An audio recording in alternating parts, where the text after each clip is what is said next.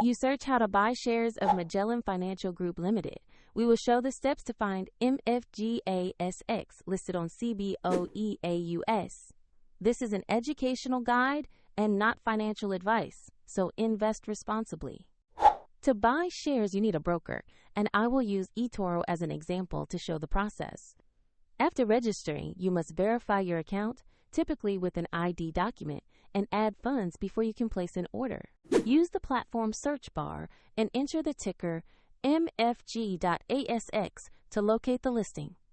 Make sure you select the Magellan Financial Group Limited entry in the results. On the stock page, review the short company summary and the price chart to understand recent movement.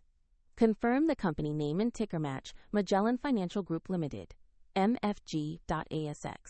To invest, click the Buy or Invest button. Enter the amount you want to purchase, then carefully review the order details before confirming. If the market is closed, your order may be queued or executed when trading reopens, and if you lack funds, the platform will prompt you to add money before finalizing the purchase. Once the trade completes, your new position will appear in your portfolio view. A link is provided in the description if you want to visit eToro to learn more.